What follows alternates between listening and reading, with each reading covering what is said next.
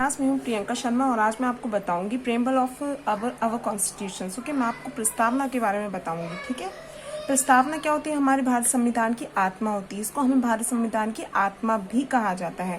ठीक है, अब इस प्रस्तावना में क्या हुआ कि सबसे पहले जो उद्देश्य रखा गया था वो हमें जवाहरलाल नेहरू के द्वारा रखा गया था।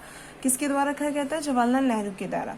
अब ये उद्देश्य क्या होता है? उद्देश्य उन्होंने रखा, उद्देश्य से मतलब ये होता है जब भी कोई अधिनियम बनाया जाता है तो उसमें सबसे पहले उद्देश्य को निर्धारित किया जाता है कि हम किन लक्ष्यों को ध्यान में रख के हम वो अधिनियम बना रहे हैं। हमारे उद्देश्य क्या क्या होंगे जिनको पाने के लिए हम वो अधिनियम बना रहे हैं।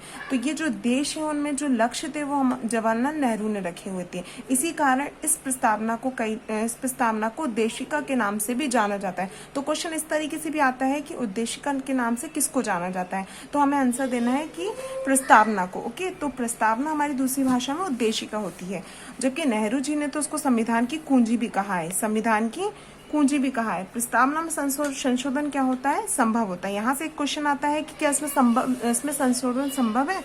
तो जी हाँ, इसमें संशोधन क्या है? संभव है। और अभी तक इसमें सिर्फ एक बार ही संशोधन हुआ है।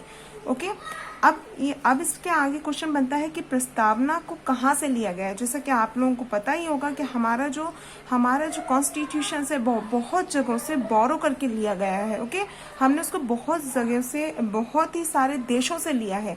तो जो प्रस्तावना है वो हमारी अमेरिका से ली गई है। ओके, लेकिन इसकी जो भाषा है वो हमने ऑस्ट्रेलिया से लिया है। ठीक है, इन दोनों चीजों में अंतर है और काफी बारीकी से इसको ध्यान देने वाली बात है कि प्रस्तावना तो हमने अमेरिका से ली है और इसकी भाषा हमने कहाँ से, किस देश से ली है? ऑस्ट्रेलिया से ली है। ओके, अब हमने क्या, इसके बाद क्या आता है कि 26 जनवरी 1949 को इसको क्या किया गया था? अंगीकृत किया गया था। अंगीकृत मतलब इस दिन हमने इसको स्वीकृत किया था। ठीक है, लेकिन हमने इसको लागू नहीं किया था। लागू होने की डेट क्या थी? 26 जनवरी 1950।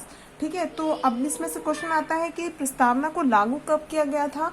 तब हमको जवाब देना है कि 26 जनवरी 1950 को हमने इसको लागू किया था। ओके, अब इसमें विशेषता क्या है? इस प्रस्तावना की एक अहम विशेषता ये है कि ये जो प्रस्तावना है इसमें जो उद्देश्य रखा गया तो वो सबसे आखिरी में इसमें जोड़ा गया। जबकि कोई अधिनियम बनता है या हम कोई चीज बनाते हैं तो उसमें सबसे पहले हम उद्देश्य डिसाइड करते हैं, बट हमारी इस प्रस्तावना में क्या हुआ था कि जो उद्देश्य था वो सबसे आखिरी में उद्देश्य को जोड़ा गया था। ओके, तो ये भी ध्यान रखने वाली बात है। अब इसमें एक चीज और ध्यान रखने वाली बात है कि जो एक बार संशोधन हुआ था वो 42वें संविधान संशोधन के अंतर्गत 1976 में हुआ था। ठीक है, और इसमें 3 शब्दों को जोड़ा गया था: समाजवाद, पंथ निरपेक्ष और अखंडता। Okay class.